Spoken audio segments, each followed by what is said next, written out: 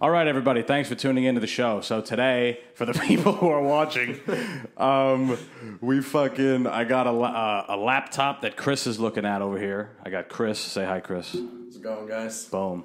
And then I'm looking at a TV, and what we're looking at is the David D'Amico, not in the flesh, but he's on the Zoom. The virtual flesh. This is a fake introduction because we already did this, but how are you, David? I am doing well. I got caught on a good day. I've been cutting my own goddamn hair for basically the entire year since we chatted on this. And you caught me the week after I actually got my hair cut. So I look less. Wait, you said you just got a haircut? Yeah, like last week.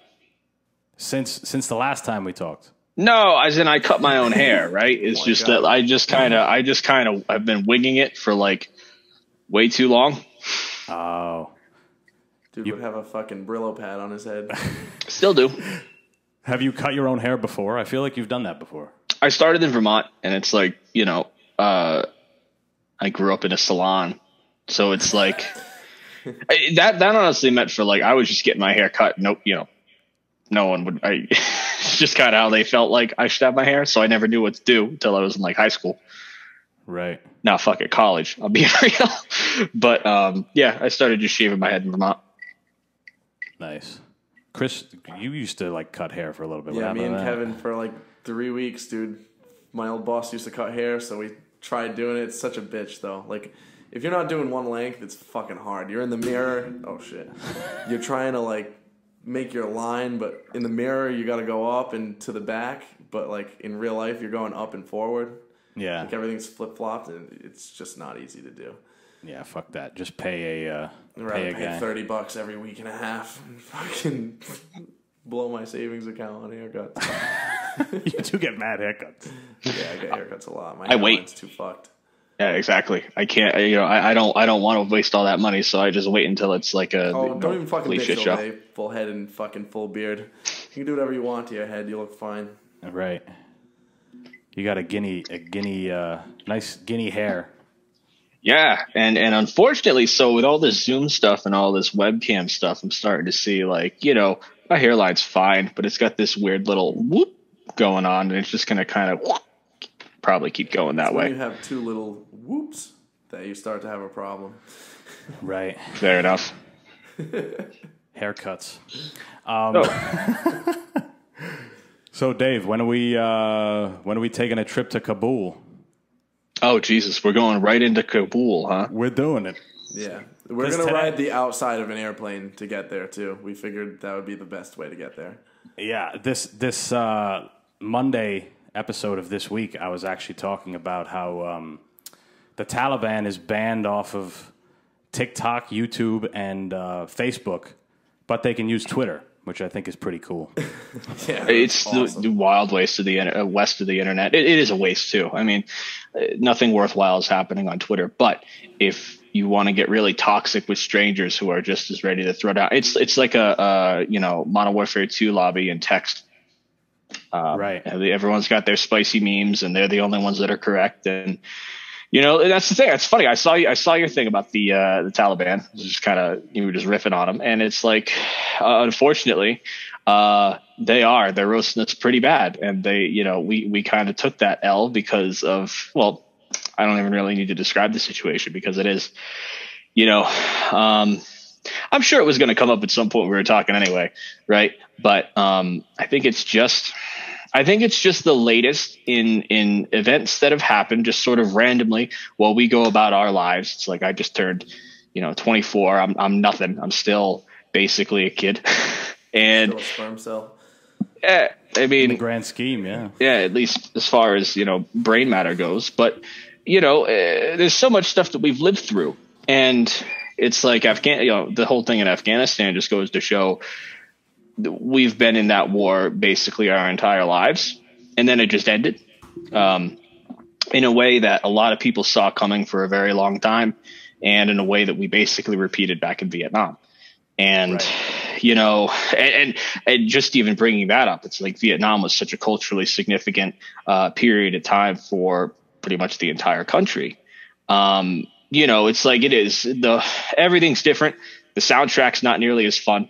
but then the memes, overtook all that stuff. And as funny as it all might be, it's like, yeah, people will talk about, these couple years, I think, in history. And so would you agree that like all the progress that's been made is completely undone? Are we back to square one over there or what?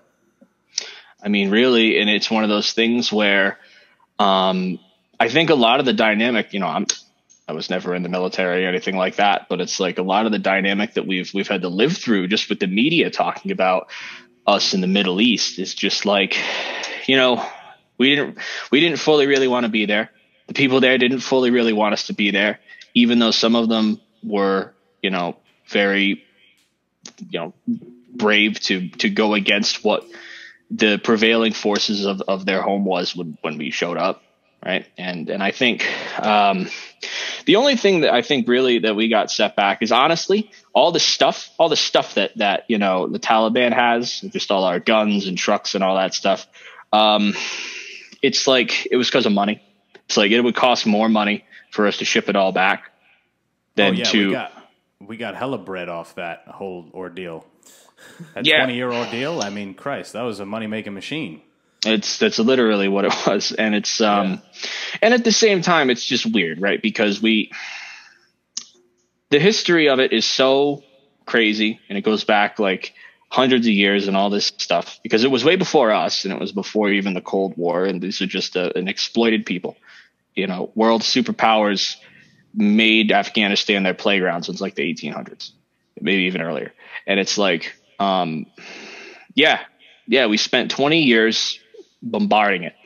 We spent maybe 10 trying to put it back together and it didn't take.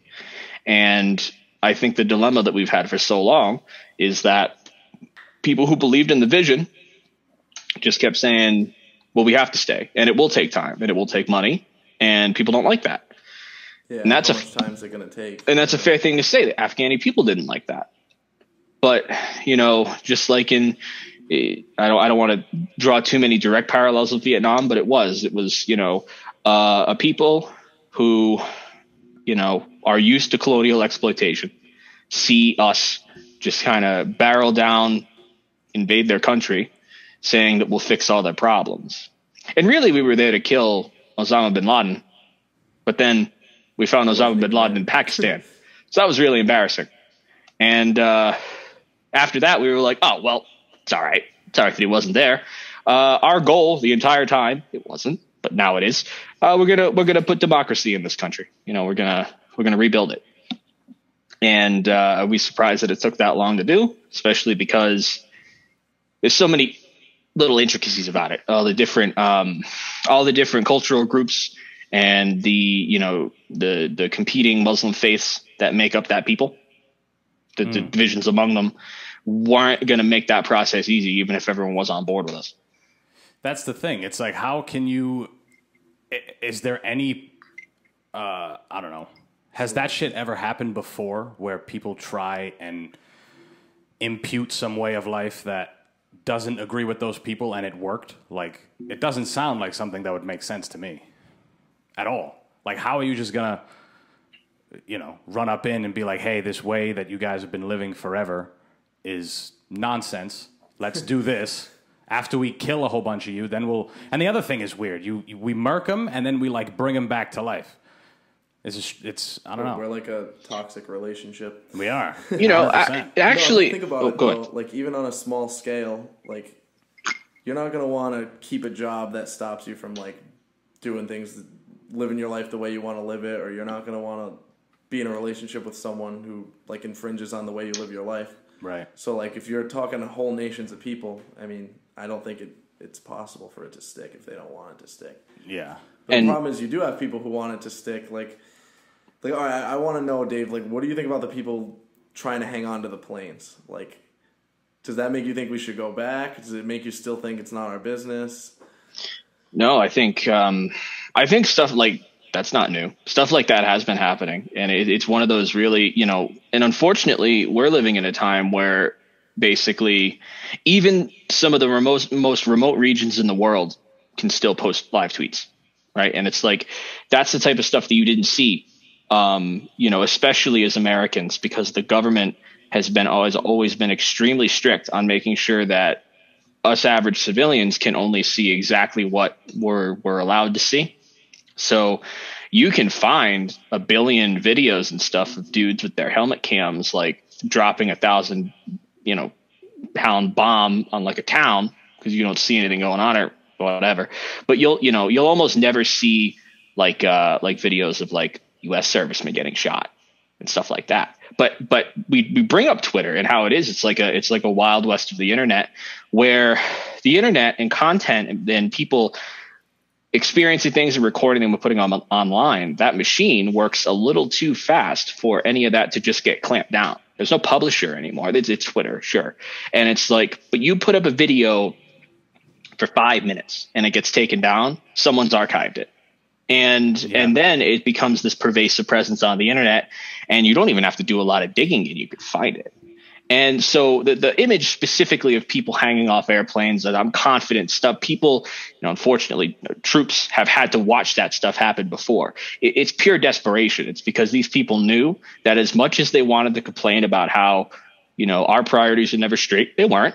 How many presidential administrations with wildly different agendas, happened while we were in Afghanistan? There was no plot. And then you have these people knew what their home was like before, when the Taliban could just run around unchecked, and they knew what that meant for them, especially because they're in Kabul, right? And it's like, that was the centralized place of like our power and our ability to project power from Afghanistan.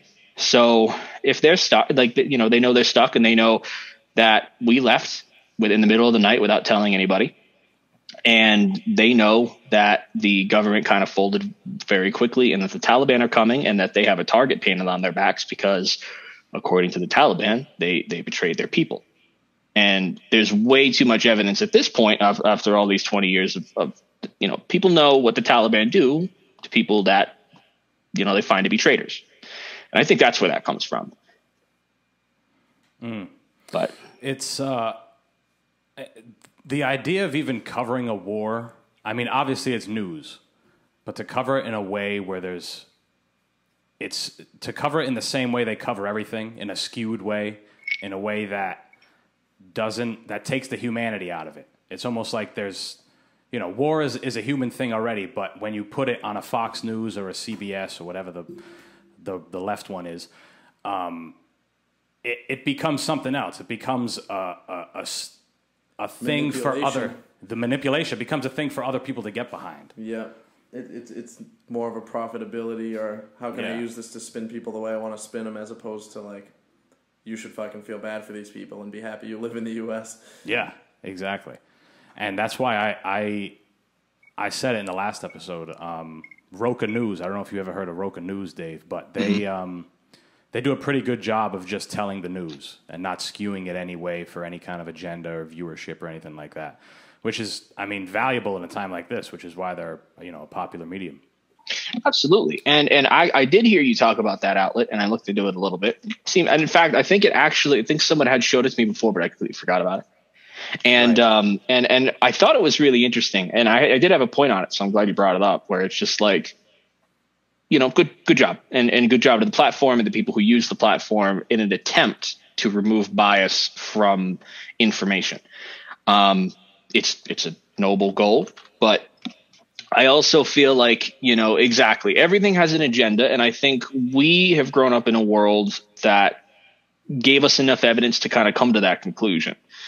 A lot of the stuff that they teach you about, like higher level writing, is about detecting, identifying, and kind of prefacing biases, because everyone has them, even if they're trying to be like even scientific in nature. So basically, the way that I see it is, you can do your best to find unbiased pieces of information, but even know that people who are trying to be unbiased can betray themselves with their own. It goes deep.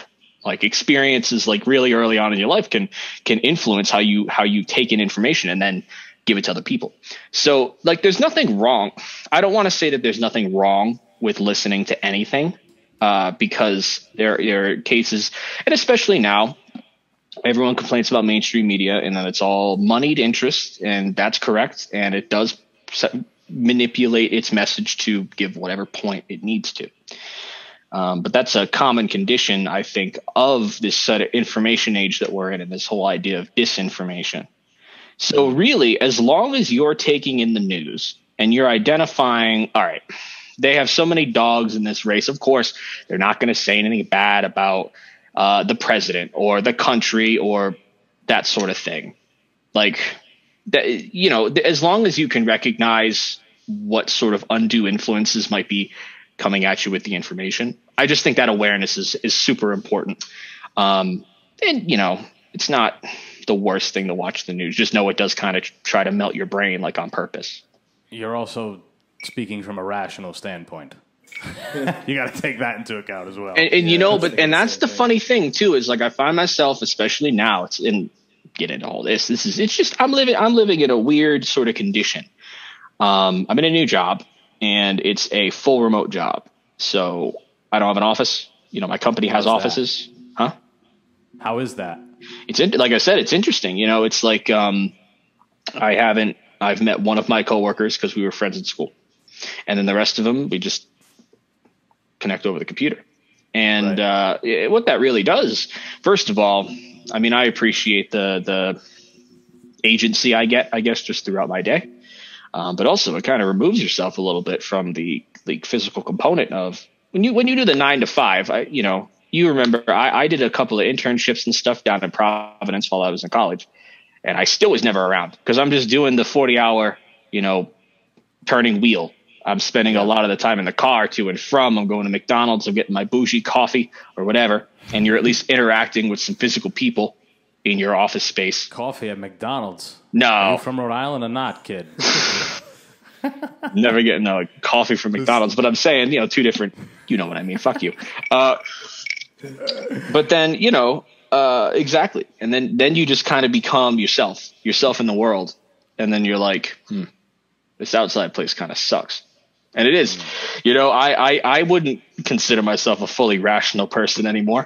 Another thing about that media that we're talking about is so much of it is the thing that they're trying to convey is fear. Be afraid, be uncertain, and basically just get freaked out by even going outside because of all this stuff going on. Don't you know all this stuff's going on? And right. I've done some stuff in the past year that I never would have I actually did get in one of those super white trash arguments with someone at a Walmart, and it sucks. It was over the mask thing. Oh, and look, I don't stand the masks. They annoy the fuck out of me, especially because I wear glasses and all that stuff. I'm not going to say that wasn't annoying, but also just in the sense of long story short, you just had this lady who was walking around without the mask, but talking on her phone and bellowing out words and trying to get in your shit while also talking at you and breathing on you. And she was doing it the whole time. So I was avoiding her. We get to the counter and she's next to me doing the same shit. And I'm like, look, lady, you do whatever the fuck you want, but stop breathing on me. I don't want you to fucking breathe on me. And she's like, you're a sheep. You're a sheep. And I'm like, you're a cunt. If we didn't have to fucking wear masks, I wouldn't want you breathing on me, lady. That's my point. That's my point. And it is. And it's just, but take me in any other day of my life up to this point, and I would have just been like, fuck it, that's not even worth engaging with. That's just a freakazoid woman. Well, there's people who want these made believe nonsensical freedoms. I want to, I don't know, people get mad close to you in line. How come we can't have more people in this place so we can get this line? And what, that is already annoying to me in general, regardless of a pandemic or not. It's weird. People want to fight for these, I don't know, these makeshift freedoms. George Carlin said it best. There's no freedoms. There's no rights. It's fucking, they're just these things that we ordain that we feel we're entitled to have. Yeah. The Constitution talks about how our rights are inalienable, and then every amendment to that Constitution is alienating those rights. And that's, half the rights are manipulated by the majority anyway. And I don't know necessarily you gotta respect every race, religion, and sexuality on the planet.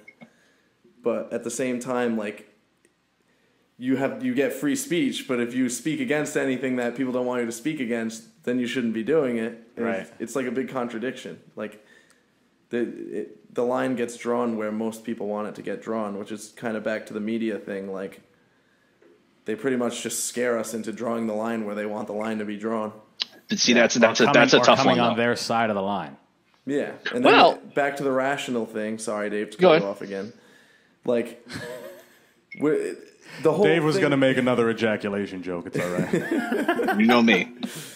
The whole thing with the media is like, not that you're super rational, but nobody thinks, oh, let me go online and read 5 articles and see which parts of the story are consistent and which ones change. Or like most people say, oh, I listen to fucking CNN. I go home from work. I watch CNN 5 o'clock every day. My wife yells at me and I drink my beer. Or some people fucking just watch Fox News. No one cares about like everything else. Like what did you say? Roca? I've never even heard of that. Yeah. No one wants you to hear of the news network that's telling you the truth. Or like the whole DuckDuckGo thing. Yeah. I use that. Rogan talks about that. I never heard of that either until his podcast. Right. That's tough. So we threw a lot out there. So I think the biggest thing is it's another thing I find interesting about what I'm doing right now. Just like, I live and work at home, and I am like a taxpayer, but like barely out of school and all this stuff. And it's like I'm finding it extremely hard to be that watch my news, get my beer, go to bed. Right. And I think, like I was saying, same thing with the Afghanistan thing, of just that unprecedented doesn't even begin to describe like the times that we're living in, especially because of stuff like the pandemic. And the other issue that I find is like I'm having a hard time having any sort of discussion, and I think this is sort of engineered as well through the same mechanisms we're talking about, in that you can't really have any isolated conversation about any particular thing. Everything is connected. And I've told you, I spent the past, 2021, 4 or 5 years or so, getting into reading a lot of stuff, a lot of nonfiction, and just trying to get a better sense of stuff behind just clickbait, news articles you see when you pop open your front page tab or whatever. And I feel that more than ever now, of just every, because that's the thing. I can definitely understand that the average person is confused and they feel threatened by all of this very hostile, angry rhetoric that's going all around for everyone. And no one's immune to it. I'm not just going to say that, this one particular group of people always has the wrong takes and they're always mean. Everyone's kind of nuts. And, you put that together with a full year of people being isolated and basically ripped out of the progression of their lives for things that they had nothing to do with directly. And then the blame gets thrown on them. And then, how would anybody feel like any of this means anything, I guess, right? Because it is. We talked in our last conversation, Antonio, you were saying about how you try to focus a lot of your discussions and your outreach to other people to figure out how to make your life, your existence, and your world, the people that encompass it, how to make that kind of a quality experience and a well-lived one, I guess. Yeah. And you focus less on your places in bigger parts, I guess. You're talking about a, kind of not looking at a huge world view, but more of an immediate group community view. Right. Exactly how your day-to-day actions will influence the trajectory of your life. Sure. And how it'll make, exactly. You want your life to be a harmonious place for the people in it, directly, but the people that aren't directly in it, then you start getting into gobbledygook. Now there's an interesting thing. I spoke with a professor from URI, Professor Gonzalez. He is a specialist in indigenous people and Native Americans. And I'm already forgetting why I brought up this point completely. How this individualistic idea that we have of the world now is a much more modern thing. This idea of building ourselves and then building the people around us. Whereas historically, tribes and groups and communities were more about the community and growing the community and building it in a way where they're all cohesive. But I think the fact that there's so many people at this current state, there's so many people in the world, we're so far removed from the idea of ever being a community worldwide. Whereas back in, ages ago, they only knew of their immediate community. Right. And did you want to say something, Chris? No, I have no idea. I was just fucking with the camera. All right. That was another thing that came up last time we talked. We kind of talked about how pivotal and how important, the post-World War II world was for us, specifically as Americans, because the infrastructure that we needed to make to get supplies all over the world at a minute's notice, we kept and privatized and turned into capitalism. And this whole idea of the world economy came from those building blocks that tied all of these different places together, because we needed to literally be all over the world with a military presence. But now we've established airfields and remote islands in the Pacific and all this stuff, right?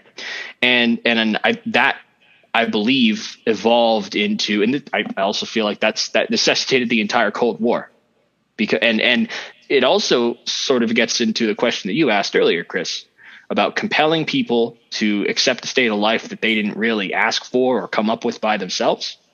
That's what that all was, more or less. Like the 50s to the 90s or whatever were two countries, two peoples with completely different ways of life, basically saying, if you're not with me, then you're with the other guy and we're going to blow you up. So you're with us.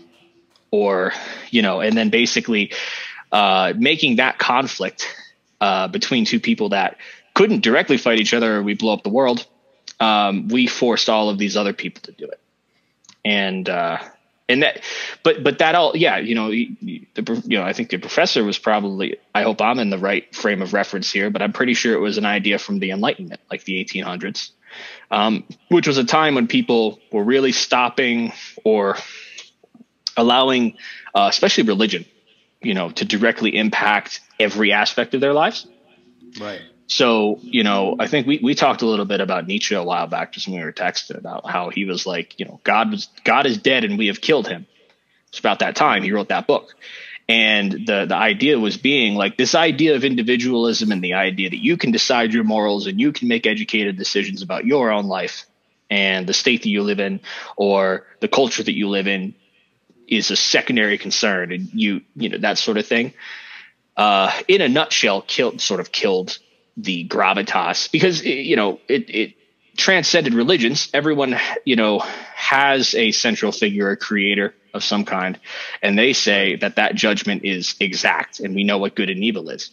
Individualism says not quite, and now we have no actual framework, no overall huge guiding one where everyone can agree on what's right and wrong. Right. I also think that idea of being an individualist type person comes from abundance, because a lot of what religion was meant to, this could be controversial or not, but a lot of the things that people didn't have explanations for back in the Middle Ages and before that, they just said, they blamed on religion. The gods are angry, or God is angry. We have to do this. We have to do that. But once abundance started to come into play, people had more time to think about things and ponder. Like, I could have more, power than what's led on to believe. Yeah, the Catholic Church became a massive societal power right after the Black Death, when 1 in 3 people in Europe died, and then everyone had pretty much the same issue on their minds of what makes life worth living. People drop dead every day, and we have to light them on fire in massive piles and stuff. And society sort of fell apart because of that, but it was the church that remained to be right. Both, like, they had to deliver the mail. Like, they were the only force like that was strong enough to really keep people bound together. And the idea of living good lives and a lot of that was community driven specifically too, because that's how you get out of the crisis. You stop thinking about yourself and you figure out how to help the rest of your community, which is a really fun little parallel to the pandemic, I'd say. Because back in the day, we were convinced that we would close down for 2 weeks. And if everyone literally closed down for 2 weeks, it'd be over. And that might have been hopeful. But the way that people went, I think it worked fine. Yeah. Yeah. But the way that people went the exact opposite direction turned into what this was now. Like, in fact, right now, we have to contend with the fact that somewhere between 600 and 700,000 Americans have died of this. And people are still saying the same shit of like, oh, but 0.02%. And it's like, yeah, but those are supposed to be, at least in a little sense, someone that you ought to feel at least some sort of kinship with. Right. You don't have to be lovey-dovey with everyone. And in fact, the way that our country is set up is, even if you disagree with those people, you ought to still be able to shake their hand, because there are laws and there's an ethos that binds us all together and that sort of thing. But a lot of that, I think, got eroded. I also think we have so much to worry about. Like, we talked about fear and how they try to manipulate and scare us and all this stuff.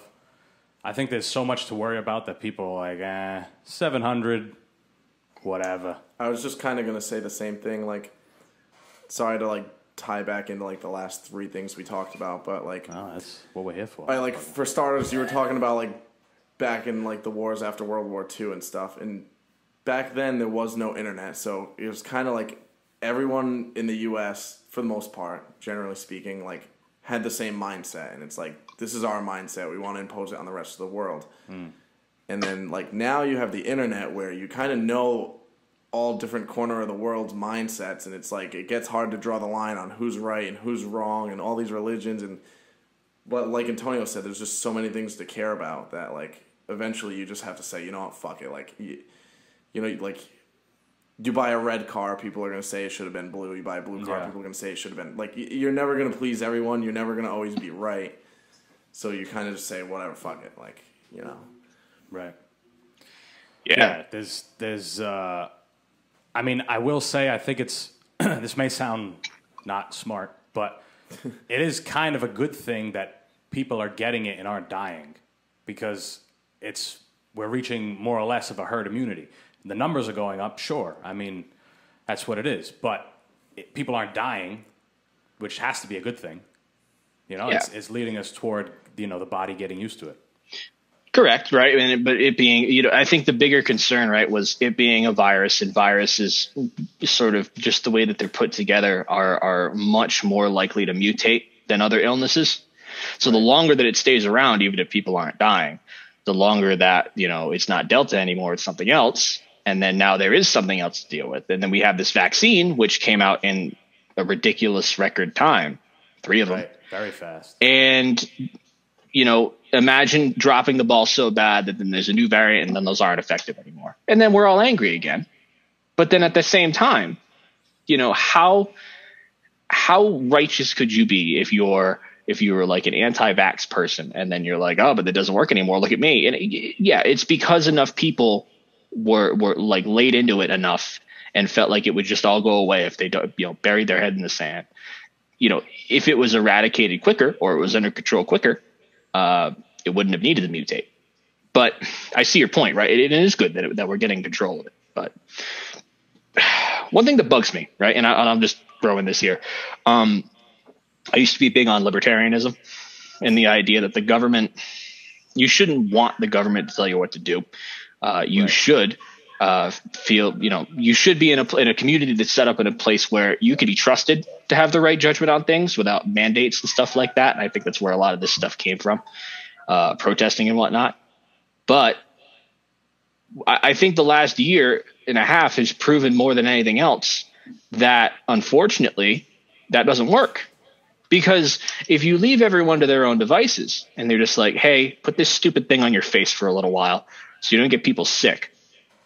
And then they immediately, with all their freedom, jump around like, no, actually, I would like to kill my grandparents.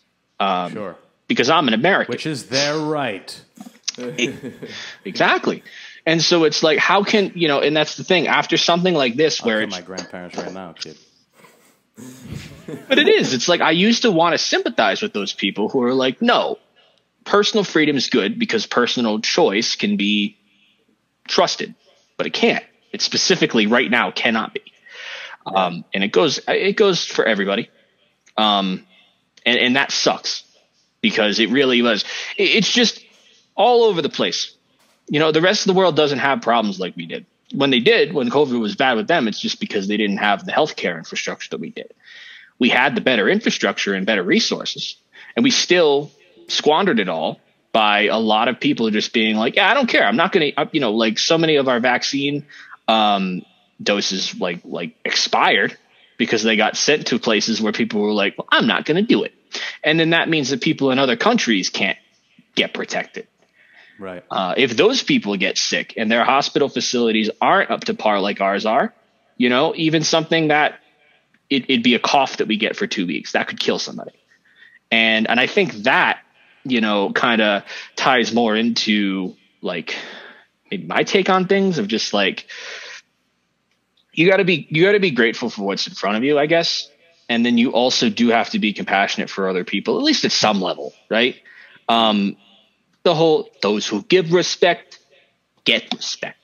And the idea that just like, okay, I can understand if you're going to like jump down someone's throat, if they're like super hostile to you and you don't understand where they're coming from and they won't explain it to you and they just call you an asshole. But I think the vast majority of people, you know, you come across them and you're not on Twitter. You're just like getting groceries or something. And it's like, yeah, it's just a person. You're not going to, you know, unless they're wearing a fucking QAnon flag or whatever, or they're just saying like, oh, you know, we're going to round up, kill all, insert political party here or whatever. Right. You're just going to treat them like a person. And even then, even if they have that shit on, who gives a fuck? I don't care. Like, at the end of the day, you know, it's so many people have an idea of what's right, and everybody thinks they're right about what's right. And I don't know if you're a Jocko Willink fan. Do you know who he is? I do. Yeah, and he has one of his latest podcasts was him talking about, it's actually titled "You're Not Right," because a lot of the time, I mean, you know, and what is being right? Because we were talking about it earlier about, you know, science. You can learn so much this way, and someone else can learn a whole bunch of information. One of you guys could be right. Both you guys could be right. Both you guys could be wrong. Like, it's like a finance thing. When I had my professor on, he had the same thing to say. It's like analysts could be as well versed and knowledgeable. They could be saying something right, but so could this guy. Yeah. At the end of the day, I mean, science is just based on educated guesses. So right. It's educated, but it's a guess at the end of the day. And hey, there's evidence to prove towards whatever you're trying to prove. Well, so, you know, and I was going to say, too, I think this is a really good example of there's points in everyone's favor here, like on both sides of the discussion. Because, yes, at some point, you do have to trust science a little bit. Because exactly, you know, they have resources and they have methods that you can't apply the same way just being some gugat sitting on the couch. However, the way that we have done research and publicly funded or you know, literally it's in the funding of research. That's the thing that we need to kind of like look at. And I say that because a lot of the research, I'll focus in on the consumer food industry, because that's something that I've been reading up on a lot. And the idea, so it's really funny how like there's only, I want to say under 12 companies that own basically everything that you could buy in a Walmart or whatever, and then Walmart being one of those fucking companies. But you know, when it comes to like the obesity epidemic, because I found that interesting, it turns out it's like decades of political maneuvering, specifically that like we talked a little bit before about like on our lost conversation with James, talked about some stuff like lobbying and gerrymandering and stuff like that. In a similar way, these big companies, one of them being a cigarette company, started getting into like consumer foods. And they learned their lessons from basically people figuring out that cigarettes were bad, despite them basically being able to engineer the message of it's fine. It's just a little hobby and it's not the most healthy. Right. You know, they wouldn't even acknowledge that it wasn't unhealthy. And they knew they couldn't do that with cigarettes. So then the stuff with vaping and how that became such a bigger issue. And then again, with the amount of crazy sugar and fat and salt and all the stuff that goes into processed food, you know, they've basically made it so that all of the studies that came out on sugar and like sugar specifically and its effects on the human body, We're basically saying, no, sugar's good for you. There's nothing wrong with over consuming sugar. By the way, this is paid for by the American Sugar Association or whatever. Right, and it's funny because I don't know the exact name of the organization, but it is that transparent. The thing with research is the people who are doing the research probably do want to stick to the foundations of science. But if Kellogg is paying you to do the research, they're just going to throw out your paper if it says Kellogg is bad. Right. And that is what's been driving that particular issue. So there's nothing wrong with putting a level of skepticism in research. But unfortunately, it's not a healthy level of skepticism. People are just saying, no, they use big words. Yeah. And, I don't want to infantilize them or anything like that, but it's under bad pretenses. And no, like soccer mom doing Google searches of vaccine side effects or whatever is not the level of scrutiny that satisfies that argument. Right. Well, I mean, that's what makes an independent company like Roca such a big deal. I was going to say it earlier, is because there's no machine behind them. It's just them. They're independent. You can't say stuff about pharmaceuticals because Pfizer has a commercial on the 630 block. You know what I'm saying? Like, you can't say any of that shit. You could talk about whatever you want, which is why which is one of the strengths of the internet. Along with, I mean, there's a downside, obviously. There is, yeah. I was just gonna say, yeah. It is at least one of the reviving qualities of the internet is the fact that if you do the right kind of digging, you do your own research. I know we're talking about research. You do your own, then you might be able to find some credible stuff. Yeah, definitely. Yeah. But then you have other things like for example, what's his name? Bezos owns the Washington Post. I was just going to say that, you legend. You can't say certain shit. Like, I don't know. I guess that's a lot of power to have. Oh, and there's evidence of it. Like, so Jeff Bezos buys the Washington Post, and then over the next couple months, all the op-eds coming out of Washington Post of like, actually, billionaires are awesome. And also, yeah, exactly. No, Jeff Bezos going up into space didn't do anything, but it doesn't matter. We should still feel happy for him anyway. Yeah, literally. He's paving the way for us to do it in the future because he cares so much about everybody else getting to Mars. It's not going to be another Epstein Island where billionaires hang out. And yeah, right. They'll be able to run. No, we want everybody there. Hell no, of course not. That's the runaway when the things go down. We're being real. It is. But to even be, I had this conversation with somebody else.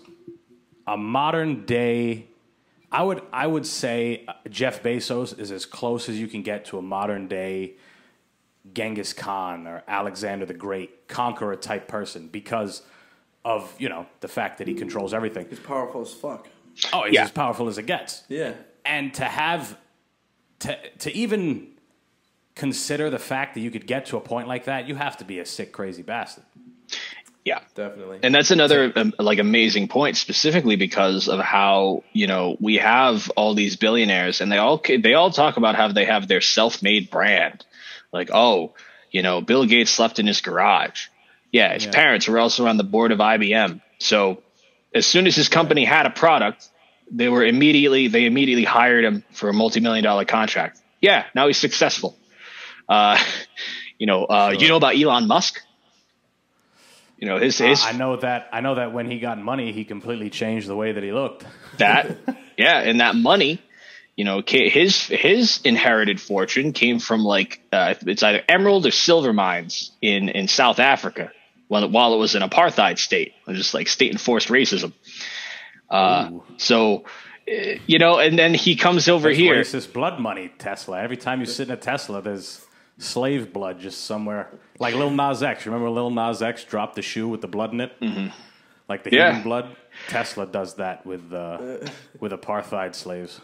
And it sucks because honestly, you could say that about any single thing. I mean, I feel like Nike sweatshops became a meme because it's just kind of implied that, we know Nike has sweatshops and it doesn't matter how many celebrity endorsements they give. That's going to be a thing. Right. So, one thing that I feel like I understand that very extremist progressives get a bad rep and they're easy to make fun of because they have all these ideas. And it's always hard to kind of fall in line with them.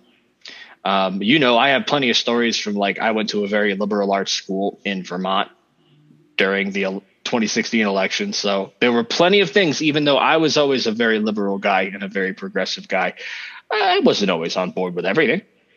And a lot of it's because it's a lack of tact, or it's I always feel like these people logically have the right conclusions, but their optics are off. Their messaging lacks the empathy that it needs to get through to people who fundamentally disagree. Because a lot of people are in that grind set where they're no, it's just me. And I'm all I've got in the world. I got to make my own way. And I'm not going to worry about that other stuff. And it's easy for those people to hear, oh, you should be sensitive to everyone and you should help everyone, and be losers. But I don't know. For me, I always take that to that level, to the sweatshop workers of the world. Because it's yeah, okay. You mentioned abundance. Even though things are a little crazy here, we have so much to worry about and we're so anxious all the time and all that stuff. I think basically all of us fall in the criteria of the top 1% most prosperous human beings to have ever lived. Oh, period. And, I always just feel when it comes to bigger conversations and stuff like this, I always have to think of it of it would be so easy to be wearing the other shoe in this situation and just be getting absolutely screwed from the moment that you're born. If you're in Syria or Afghanistan or whatever, and it's just been, we grew up the entire time we were growing up, we were in Afghanistan. People our age in Afghanistan have spent their entire lives under foreign occupation. Right. And I always have to think of the world in the lens of those people, because I'm yeah, I have a lot of laurels that I'm sitting on and a lot of stuff that we just got from existing where we did. And I don't know. You just got to look at the least common denominator, I guess. Speaking about horrible places. North Korea, right? I knew it, dude. I was going to talk about that too. Did you watch that podcast, Dave? No, you're talking about North Korea? I watched a lot of your stuff, but I don't. No, not me. Joe Rogan. No, yeah. I fell off with Joe Rogan. He kind of went all over the place. You might want to listen to this one. He just had, I think her name is Yeonami Park, and she was a North Korean refugee. She's a famous one. People get out, obviously, but she's famous as fuck because she's mad smart. When she got to the States, she went to Columbia University off rip. She's mad smart, but she talks all about how awful it is, and for us, we only hear what the TV tells us. Oh, they do this, but she's going into detail about fucking horrific things. Terrible shit for 2 hours, dude. I was getting my hair cut and my barber had it playing on the TV, and I watched it for maybe 45 minutes, and dude, she just said so many crazy ass things. To the point, after listening to her for 45 minutes, I felt like an asshole for living here. Yeah. It makes you, it really, puts shit into perspective. And she talks a lot about how, so first of all, they don't have food. They keep their citizens starved. And by her account, she says it's because when you're focusing on trying to eat and live day to day under a horrible regime, you have no time to think about anything else. You have no time to even put faith in anything else, also because that's all you know. All you know is the regime. All you know is, the dictator and whatever else. And that's one of the more extreme cases.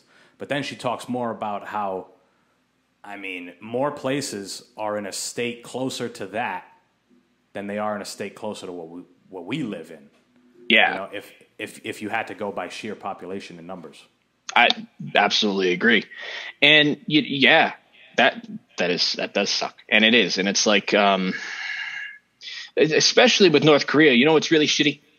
One of the main reasons why people don't have food is because we sanction the fuck out of North Korea, right? To make sure that they don't have an economy. And of course we do it with good intentions. We're trying to make sure the regime itself doesn't have the money to build a nuke. But the other consequence of that is that there's absolutely no way for international aid to get to these people because we basically stop any money going in and out of North Korea. Right. And there it is. That right there is geopolitics. It's in effect, if you look at it on paper, it's like a pin in chess where you just have one piece stuck because if it moves, you lose something more valuable. So when we're talking things at like a policy level, you've got politicians who are just like, this is what we need to do. And then you see the physical, the real life ramifications of those decisions are people hanging off the outside of a cargo plane.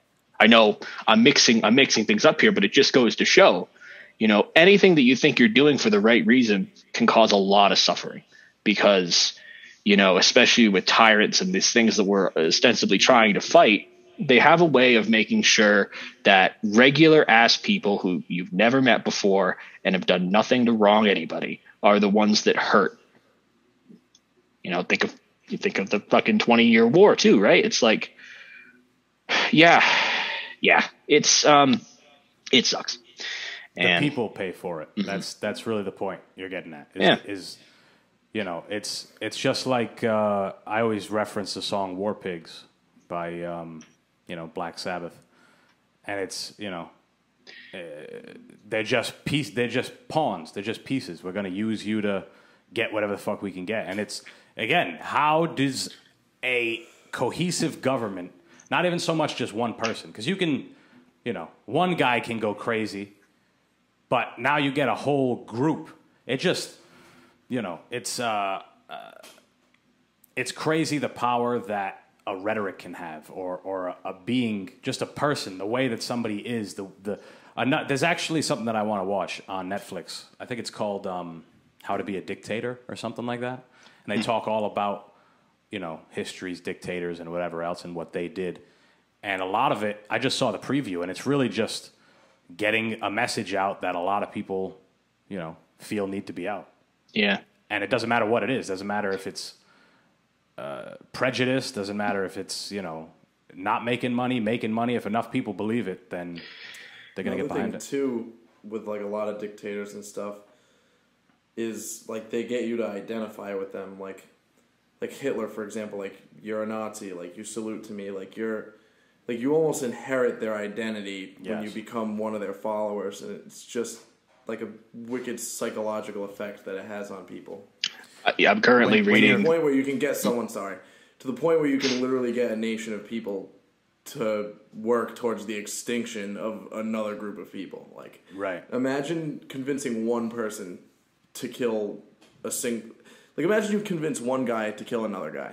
That's fucking hard as shit to do. So now imagine convincing millions of people to kill another millions of people. Now, but that's also a domino effect. So I'm sorry, I just want to cut in because we're talking about Nazis, I didn't want to bring them up. But I'm currently reading the Rise and Fall of the Third Reich. Not the my favorite novel. Yeah, it's not like the most like strictly scholarly piece on the Nazi regime, but it is a comprehensive one.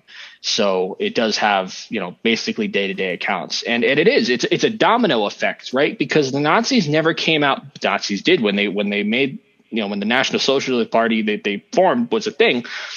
It was already rooted in anti-Semitism. Like that was the end goal, but they shrouded it, and it was a domino effect of. And here's the funny thing: the tiniest domino that led to a Holocaust in World War was Germans couldn't buy bread. They lost the first war so bad that they had a fake republic put in because other countries told them to, and that republic failed so bad to do what it was supposed to do, and its economy was so wrecked because they lost a war, people couldn't eat. And then these people, Nazis, come out and they're like, okay, fuck the rest of those, European countries. They can't tell us what to do. They can't tell you to starve to death. And at first it was just looking out for yourself and your family, your neighbors and all that stuff. And then they begin othering other groups of people, like those other Europeans who are like, they need to be eradicated because they feel the same way about you type thing. It builds. And, with all the people, I understand that it was easy to laugh at a bunch of people who were saying that like certain politicians are Nazis or whatever. But I think, and it's really hard to articulate this because it's a slippery slope to go down. But you can see the signs, like if you, Hitler wrote Mein Kampf before he was anything. He was a nobody for most of his life, didn't accomplish jack shit. And he tried to be somebody, and then he got arrested because he was an idiot. And when he was in jail, he wrote Mein Kampf. And that book has everything I think you need to know, because it lays out immediately that he was like, yeah, I think a Holocaust would be great. And if I was in power, it's what I would do. So if people bothered to pay attention to what's right in front of them, they could form those connections. Now, what also, you brought up a good point about how they were starving to death. If you give impoverished people or people who are dealt with some kind of plight, if you give them some kind of a way out, a possible one, anything better than the situation that they're in, people are going to get behind it. And it's the same thing that happened in Afghanistan. But to Chris's point about being, it being harder to convince one person, it being harder to convince a group, I actually think it might even be a little easier to convince a group to go and do something. Because if I'm like, hey, Chris, we'll use your example, we're going to go kill somebody.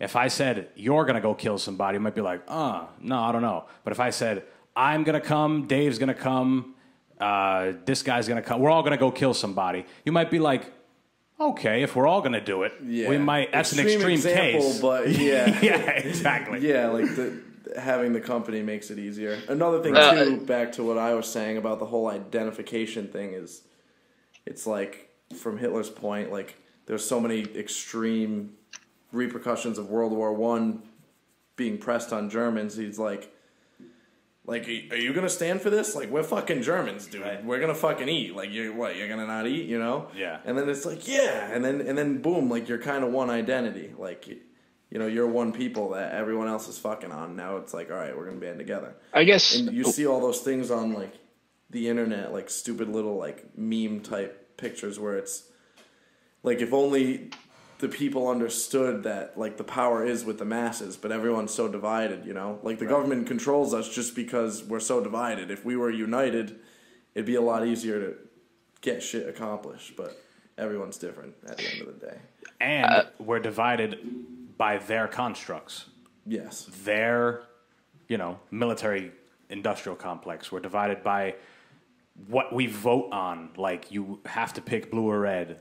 Not necessarily, but it is, more or less. It's all about the distractions. Yeah. Like, here, you have the media and everyone's divided about wear a fucking mask, don't wear a mask. I voted red, I voted blue.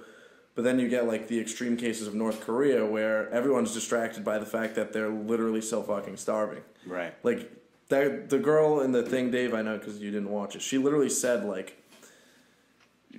you wake up in the morning and your only thought is, like, I need to survive the day, I want to eat. And you wake up in the morning, for the first, 20 minutes, because you're so, malnourished, your brain doesn't even function properly. And then you finally wake up, and, the first thing you can think is, I need to eat, I need to survive. You're not thinking about, how do I get out of this country, or how do I overthrow this regime, or how do we fix everything? And meanwhile, the government's just not feeding people, because I think she said, they only care about the top 10% or something. Yep. So that top 10% kind of reaps the benefits, so they all identify with one another, and then you have this whole other thing she was explaining where if you're in a different social class and you marry someone of a lower social class than you're demoted. You get demoted. They don't get promoted. So if I'm rich and you're middle class and I marry your sister or something, then I get demoted to middle class. I don't, and you can't go back up. It's impossible. Because they're trying to weed out everyone but that 10% of the people, basically.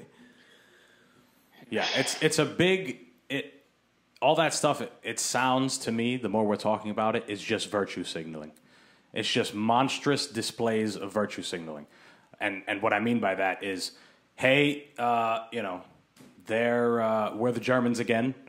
and we're getting starved here, and then a guy comes out and says we shouldn't get starved, and everyone's like, you know what, yeah, we shouldn't get starved, and boom, virtue say, he just put that out there, and everybody's like, let's hop on that train. It sounds better than this. But and it wasn't completely that way either. It's not like it was a completely just popular sentiment type thing. Popular sentiment got them enough people to put armbands on them, and then they would continue to be a political presence, but then they would also terrorize and murder all of their opponents in politics.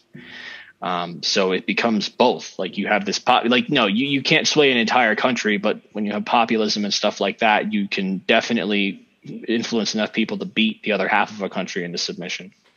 I don't like talking about Nazis all that much, but just because we are, I do feel like there is one thing I can share that's like halfway meaningful of just like when I was in high school, I went on a little trip to Europe, again, because I had access to so much and I was lucky and all this stuff. Right. And I was, one of the places that I went was a concentration camp in Austria called Mauthausen-München. That's a sick name. Yeah, Austrian. Sounds like a club. Yeah, so I went, club. right? Concentration club. And just like standing. Oh man, it's terrible. I don't know. The dance floor is on fire, son. But they had all this stuff, and the stuff that I was used to seeing, where they had like the pile of shoes, and they had the ledgers, where they just sent people here to kill them, but that they wrote all their names down for some reason, of just this weird record keeping for its own sake. Now, the reason why I'm talking about this is because I find the more interesting and more tragic story about World War II and the Axis powers to be the Italian story of basically the same idea, where Italians turned to fascism because, I think it was somewhere like 400,000 of them died for like 1 point in Austria that they thought should have been Italy, and they didn't get it. And so they were also pissed off about that for a war. They fought that everyone called them useless and cowards and all this stuff, that they turned to fascism. They're like, no, we'll show the world we're strong. These Germans have the right idea. We're gonna build ourselves up to be a new Roman Empire or whatever, because they're just sick of being tossed around. Long story short, World War II happens and we invade Italy. Before we invade France, we went to Africa and Italy, and we kick the Italians out of Africa, and then we kick them out of Sicily, and then we grind them until Rome capitulates. And all of a sudden, you have these Nazis who theoretically are allied with these Italians, but they never were. The race theories that the Nazis had always said that Mediterranean people, which are Italians, are inferior, and they're going to get thrown in just like all the other ones. Wait, what's inferior?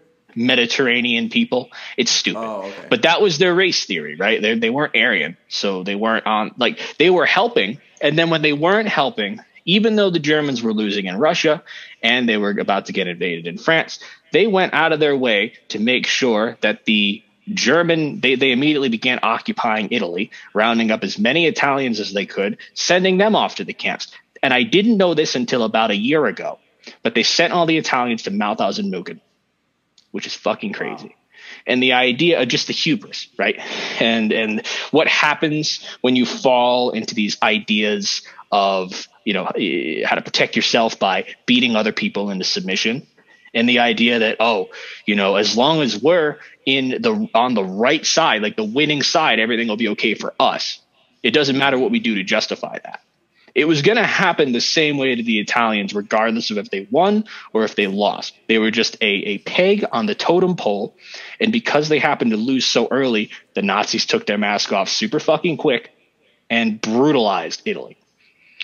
Right. And I just think if there's ever a lesson to show that, because it's like I walk around and I'm like, I know about the Holocaust. This is terrible. This is tragic.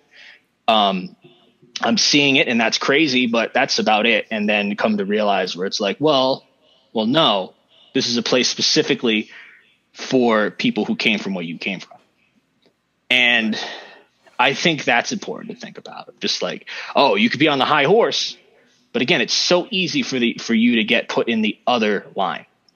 And you know what though, as far as like Germany goes, and I mean I'm not super well read on this stuff, but I heard, where did I hear this? I don't know if I was watching something on Netflix or if it was a YouTube video.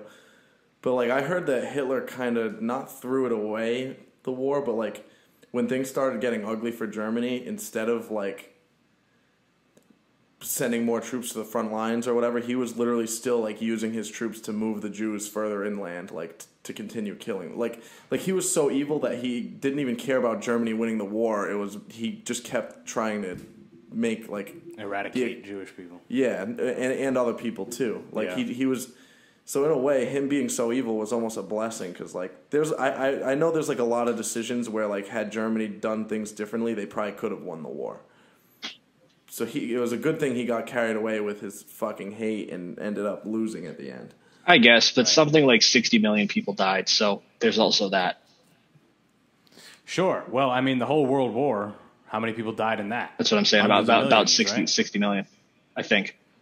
I'm talking about not just the Holocaust. I'm talking about. I was like, that's between 6 and 15, right? So I think it does. I'll look it up, but I think it did approach something like that. No, but I'm not saying that that's a good thing. I'm saying like how many more people would have died if the war kept going, or what if Germany ended up taking over the whole world? 75. Could have been even worse. 75 mil. Well, it could have, right? But you have to think how many things failed for a world war to happen. Across the war. That's nuts. Yeah. But that's the thing. And what led to 75 million people die? You know, or even I think like something like 20 million people died in World War I. That one made a little bit more sense because there wasn't this weird race theory shit around it. It was just empires fighting with each other. Everyone thought that a war would be awesome because their country was the awesomest and it was going to be awesome. And then millions of people die. And by 75 million, you probably forget what you even started fighting about. That happens like we have an argument. We could be at the end of it. We're like, what the fuck? What did we even just argue about? Yeah. Especially in the group chat with 10 people. Like, let alone everyone starts arguing points that you're making, and before you know it, you're arguing a whole different thing. And I think there's a really good parallel to be drawn here, just because we're having a couple different conversations here, but I think they did kind of like collide. Where how many people are propping up or allowing, you know, corporations and billionaires to kind of run insane? There's, you know, jokes about people who work for Amazon peeing in water bottles just to get through their shift and stuff like that. They're memes and it's whatever. And, you know, then you have like young Republicans or whatever who are just like, actually, this is fine because I'll just get a better job and I won't, you know, I'm worth more and I'm never going to be in that position. You know, it has the same ethos behind it as just like going in and being like, oh, well, I'll join this political party. Oh, they're a little extremist, but they'll let me in and then I'll win. And then the system will kind of do what I want it to do and I'll have a good life. I don't really. And I think that is the fatal flaw in living a life where you're just like, I'm going to watch my football and I'm going to drink my beer because, you know, no individual person should be expected to carry the weight of the entire world on their shoulders. Right. And for me, I kind of, I'm on the fence because it's like, I feel like I'm aware enough to know kind of how many people's backs I'm standing on almost. But then also the other issue that I think you and Chris pointed out of just like you being a regular person, what can you do? What can any single person, even if you got a group of people, you got some friends or a club, how much change can you really affect? But I mean, if you ask me, I feel like the big issue and the thing that people need to realize is that like, okay, you asked that question and you'll disappoint yourself. Okay. You'll just be like, all right, I'm just going to keep doing my thing because I'm just one person. But, you know, I think the more that we think, you know, I think the more that people ask themselves those questions and they're willing to stick their necks out, you know, I don't think everything's a foregone conclusion. I don't think we need to keep giving all our money to people who want to hide it in the Cayman Islands and not pay taxes. You know, sure. Or those same companies who are trying to keep everybody obese, especially poor people for some reason, because that makes a lot of money. Food deserts, all these sort of kind of concepts. It's like, no, it really doesn't have to be this way. I mean, shit, I'm not really like big, you know, patriot, like super ultra patriot or whatever, but like both those things, billionaires not paying taxes, richest people in the country, and then them also making people fat. It's like a national security risk. Right? I thought we were supposed to be, you know, big military world police power, right? But if most people are too fat to like get into the military because of what these people are doing, you know, and it's like, oh, we're going to put so much money in all this stuff. We have all these things that we need to do. And it's like our economy is the center point of the global economy, you know, for better or worse. And yet the people who make the most don't pay into it at all, even though so much of it goes to the rest of the world. Well, that's by design. Yeah. Because they know they control it. I mean, the people who don't get taxed because they don't work. They know that if you don't work, you're not going to get taxed. If you don't work for your money, if you just amass enough of it to the point where it just makes itself and you keep buying into different assets and all this stuff, then they're just going to keep making money. I mean, that's what it is. The name of the game. Like you said, fat, you know, poor people gaining weight, being fat.